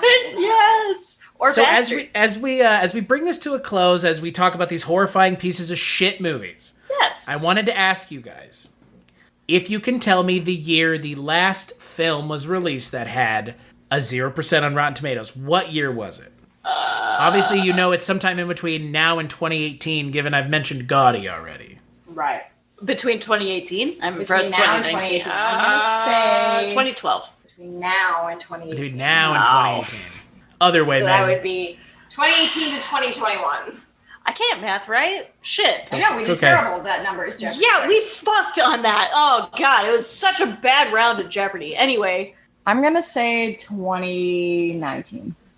2020. Yeah. Now, the question I have for you is that film stars a very well-known action lead. However, this action lead has not worked in mainstream films. He's only worked in straight-to-DVD movies. Now, it is not Steven Seagal. Who is Vin Diesel? Vin Diesel's in Fast and Furious 9. I don't know. I'm throwing out names. This is why I lose on Jeopardy. That movie just came out. Yeah, well, I'm 3 saying days it's probably shit. I don't know. I don't know any. I'm not good with action stars, especially when they're not mainstream ones. He's mainstream. He just doesn't work in the mainstream anymore. Oh, okay. Bruce Willis. Seriously? Oh, no. What's the movie? I gotta know. It's called Hard Kill. Oh, Lord. Is he a cop? Upset that her revolutionary technology will be misused for military purposes, Ava Chalmers approaches an extremist known as Pardoner, who promises to help her to use it to save the world. When she balks at his terrorist plans, he takes her hostage and attempts to coerce her father, Donovan, played by Bruce Willis, into revealing the code to activate it. Donovan hires a team of mercenaries led by Derek Miller to rescue Ava and recover the tech. It sounds like the most generic movie I've ever heard of. And Bruce Willis is a dick too. You know, I would be curious if her name was actually Pardoner, like the Pardoner. Yeah, this is the Pardoner. And I balk at your actions. Well, okay, so is your name Parda? No, it's Nor. Pardoner, the Pardoner, Pardoner, the Pardoner. Wow. Okay. Judge Dredd. And principal photography began in January 2020 in Cincinnati, Ohio. Cincinnati, Cincinnati. That makes sense. It's known for the chili. It comes from a skyline. Oh, shit. So you haven't seen my favorite terrible movie for Christmas times, which Christmas is with the Cranks? No. Why not? I mean, it's fine. I can accept it. What? But no, the one I'm talking about is fucking Babes in Toyland with the young Keanu Reeves, Drew Barrymore, and the guy that plays the dad in Soap. Very drunk. And they all sing, and let me tell you, it's a treat for the ears. Keanu singing? Yep. Is it as bad as Christian Bale singing in Newsies? Oh, probably. Might be worse because it's a young Keanu. Oh, it's a young Christian Bale in Newsies. I know, but he Jess, yeah. Yeah. What about Bill Pullman singing in Newsies? Ooh. Billy Pulley. That's a good one. Billy Pulley. I want that to be my name. Billy Pulley is a background wallpaper on my computer many days of the week. He's the login screen. I've tried to talk to him so many times. You know he loves fruit? Do you know he doesn't have a sense of smell, so he can't taste the fruit that he likes to eat? Did you know that I'm not making a word of this up and I'm dead serious? I fucking love it. All right. He's in a film called The Fruit Hunters, which is all about how much he loves fruit. But can't taste any of it? Well, he can taste it, just not well. So it's like he's a fucking fruit masochist at this point. He's like Barbossa from Pirates of the Caribbean. Yeah, exactly. The food turns to ash in our mouth. This pomegranate just tastes bland. Oh my god. So I would ask you both what your skip it or watch it for this movie, but I think we both have all three of us have the same fucking answer. Yeah. It's skip watch it. Duh. Skip it. Skip up dep dibbly dum. Oh, I thought the last time we talked, we all agreed no more scat on this podcast. I'm gonna scat till I die. You guys can fight me over it. All right, Fuck you, made I'm me scatting, return bro. to Cool World. I'm scatting live. Thank you. See, Maggie. Here's the problem. Now that we know that you don't like Rock-a-Doodle, Right. Now we're all gonna have to watch Monkey Rocket Bone. Doodle. I don't understand how you can't bring yourself to find value in Monkey Bone. I found value. It was Chris Kattan being a broken gymnast. That is what I Brendan got. Fraser. B. Frage. Okay, I'm sorry. After watching Brendan Fraser as Tarzan, my childhood brain George was of the set. Jungle. Oh yeah, shut up. Wait, what? It was George of the Jungle. not Tarzan. Yeah, it was George of the Jungle. It's because of that goddamn song, It's the Tarzan same boy. Dun, Jungle's It's night. the knockoff. I'm far away from nothing. On my Yeah. own, like Tarzan boy. Yeah, you know what Maggie's really getting down on? She's getting down on TMNT3. That's what she's You freaking bet out. your ass, Yoshi. I know that shit. maybe the Addams Family? Help, I'm a turtle and I can't get up. It's so good. I watched that VHS religiously. I still have that one. Yeah, but yes, I am did so you down. watch the Secret of the Ooze VHS? Yes. Featuring the Burger King ad. Yes. Can she have one too?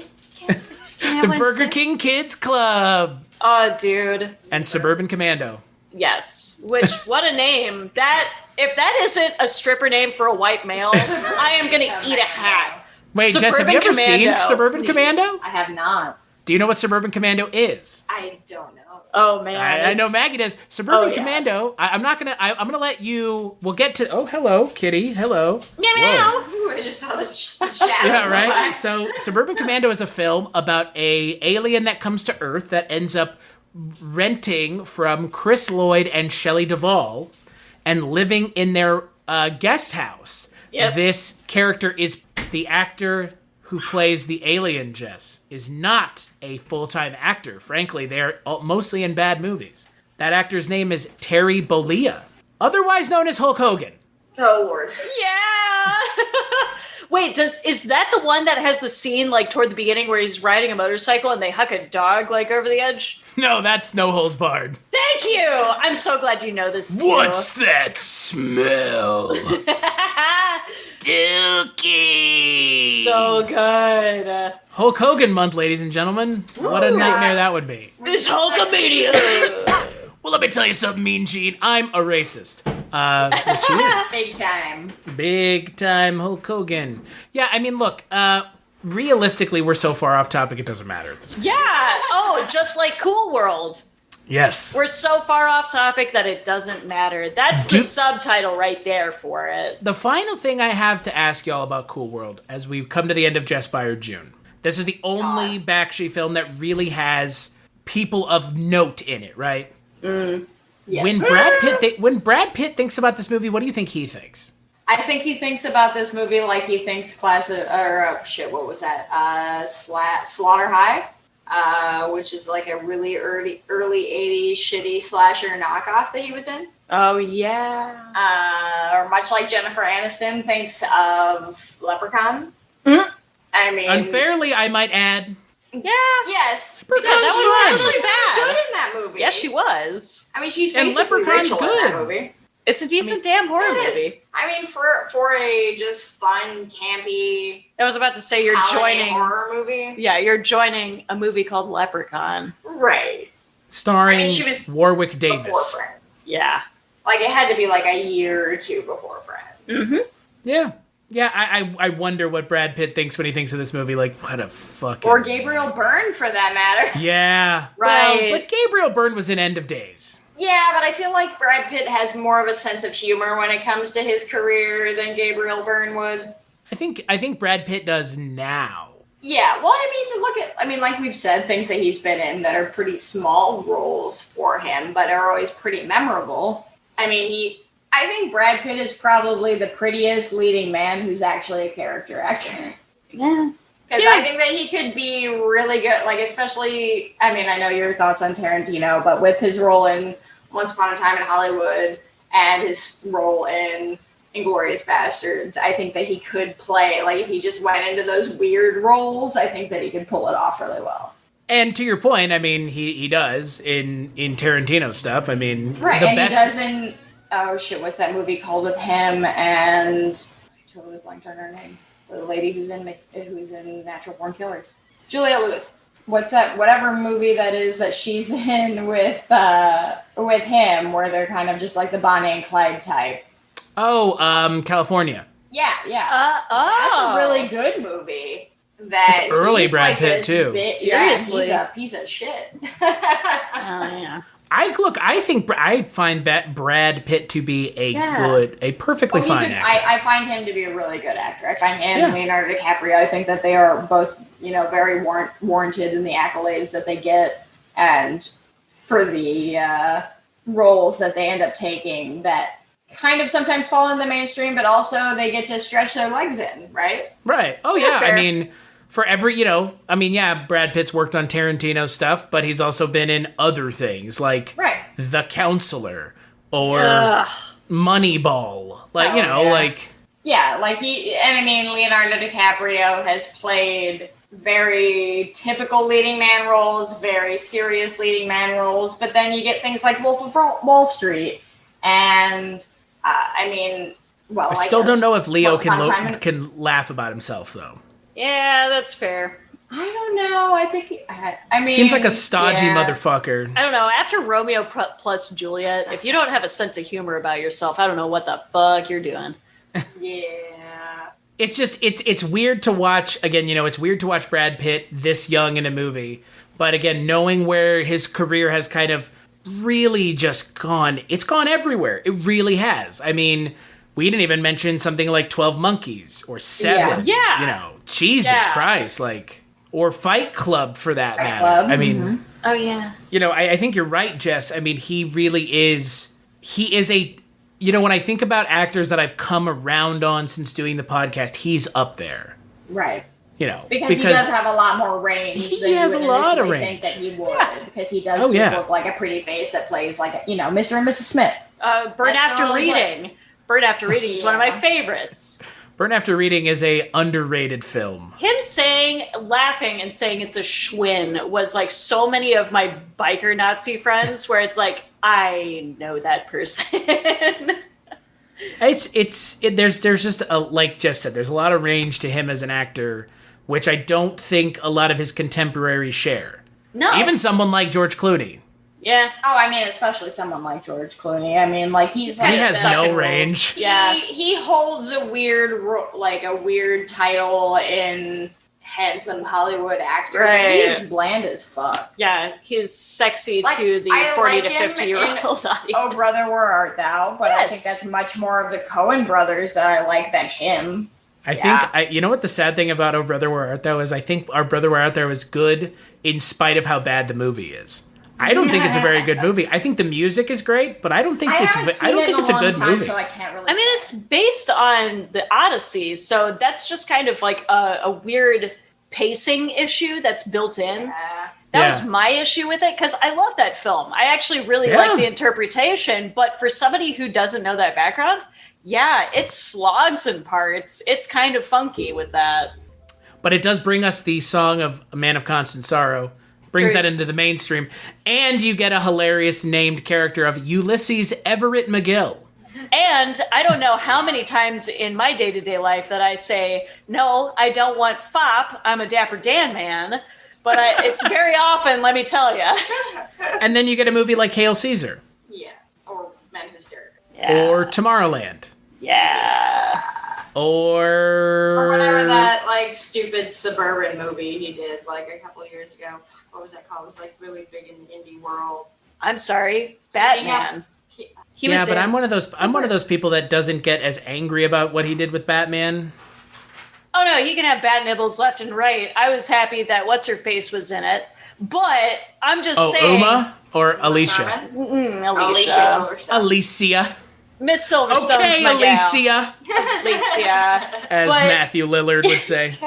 Oh, now that's the biggest crush that I have. Oh, I'm with you on that. I love Matthew Lillard. Shaggy forever and always. Dude, hack the planet, motherfucker.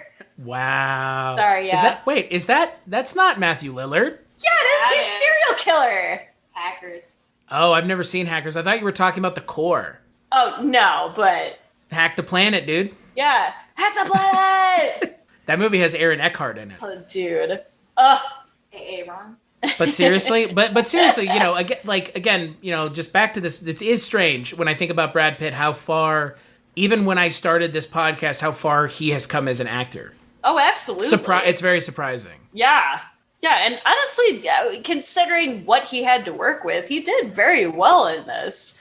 I mean, it was a stilted acting thing, but I think that's more like the lack of direction that he was given over anything else, because he still really tried. Well, and, we've talked about how poorly the animation and the live action interacted. So his acting, trying to interact with these characters that he can't see, and then it not being properly put in and in post, really hinders his performance, even past just his own, like, what he's done. Like, it's something that kind of just, like, well, he wasn't given the right direction to act with something that wasn't physically there when they shot it, and then when they put it in post, they didn't do the correct thing. Yeah.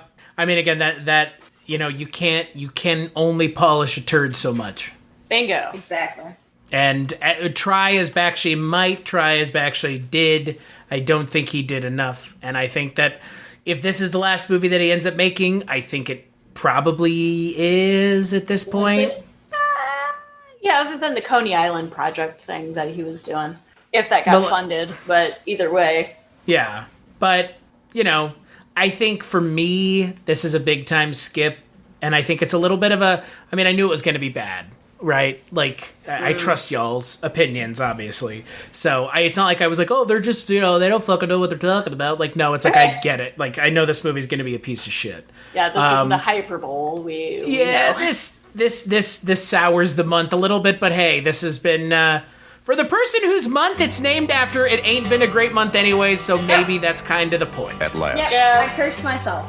A warm, sensitive, if only we could touching go back and story pick about literally the anything else. relationship If I could turn between a man back time. You know what they say, Jess? There's between a trucker always and next his dog. So. Mike did it last year. Mike did it last year with those. His son. That's true. That's right. There's also next month, which good segue. Let's And play how they a all preview took for to the next road one day podcast for a on the quiet Culture little Cast. drive in the country. From Georgia to Texas and back in 28 hours flat with a truckload of bootleg beer. I'll be driving this one. Hey, blocker. You'll be driving the truck.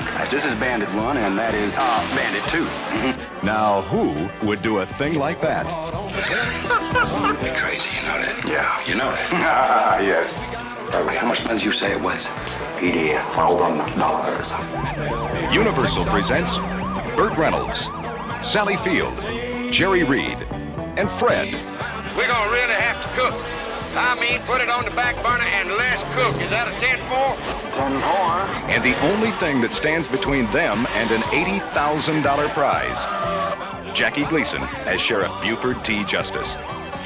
I gotta barbecue your Bandit. I got a smoky report for you. What's your handle, son? My handle is Smoky Bear, and I'm tail grabbing your ass right now. This is Smokey and the Bandit, the story about a lazy weekend in Alabama, Texas, Mississippi, Arkansas, Georgia. Daddy, the top came off. No. We ain't gonna make it, son. We come this far, ain't we? Look, when we say we're gonna do a job, we do a job. It's me they're after. They don't even know clean snow exists. Oh, they don't. Well, I'll tell you what we're gonna do. Smokey and the Bandit, proving once and for all, it's not where you're going that counts, it's who the hell's in back of you. You've got to duck it. You gotta keep that hammer down and give it hell. He's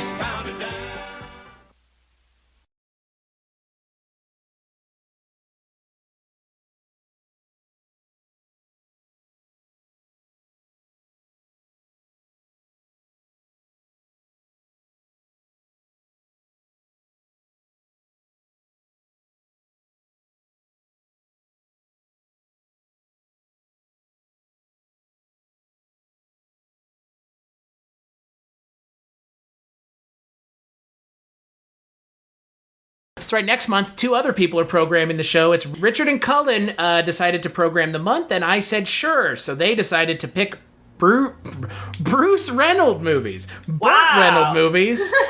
Bruce Reynolds. Oh, I loved him in Monkey and the Bandit. He's a great crooner. I would watch Monkey and the Bandit, where it's just a chimpanzee playing Burt Reynolds' role. Oh my gosh. Absolutely. Monkey and the Bandit. So Burt Reynolds movies. But that's actually the next movie that we're watching is Smokey and the Bandit, a film I have never seen. Ooh, wow. Okay. I assume it's about Smokey the Bear and a raccoon? Yes, exactly. Yeah, well, there's a bear. It's just Huggy Bear. Wow. Simply stunning. But yeah, so we're going to be talking about Smokey and the Bandit. I've never seen it. I'm looking forward to it. And we're going to be joined by Cullen and Richard and Father Malone. Haven't talked to him in a long time. So that will be a good episode. And Maggie and I are going to be talking about the ultimate Burt Reynolds movie sometime during the month. Mr. Bean, the movie. Yes. The ultimate Burt Reynolds movie. It is, honestly. Wait, which one am I on? Lucky Lady. Oh, okay, that makes sense. Wow. But yeah, we're going to be doing that's really both our personality traits. It's Lucky Woman and Mr. Bean. But yeah, so we're going to be doing Smokey and the Bandit, Sharky's Machine. We're going to be doing a Patreon Mr. Bean episode. We're going to be talking about Deliverance because, of course, I've never seen Deliverance. Okay. And Lucky Lady as well. So that's Burt Reynolds month coming at you hot and fresh and hairy. Mm-hmm. Very hairy. It's not Hot Girl summer. It's Burt Reynolds summer. Get your mustache wax out. Yeah, get your mustache wax out and your body oil rolling because Burt Reynolds is here to stay. Until then, Maggie, where can people find you if they wanted to look?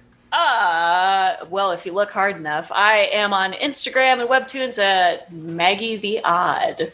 What about you, Jess? You can find me on Twitter at writer Jess Byard. Pretty much everything I do goes there. But if you want to hear Chris and I talking about things that are not movie related, we have another podcast called Scary Stories We Tell in the Dark, which is about all things supernatural, true crime, and pretty much anything creepy or kooky or fringe. And we also have our other podcast, The One Season Show, where we talk about television that lasted only one season. You know, Netflix is just keeping that show in business. It really, really is. Thanks for canceling everything you do. You guys like this show? Go fuck yourselves. You don't like this one? Here's 17 seasons of it. Yeah, you like Marvel shows? Fuck you even more. God, what? Seriously. Yeah, Netflix just... I've kind of given up on Netflix, honestly. I can't go through it anymore. There's too much. You're wounding us, sir. You're wounding us. Stop stabbing me. Oh, my heart. I can't take it.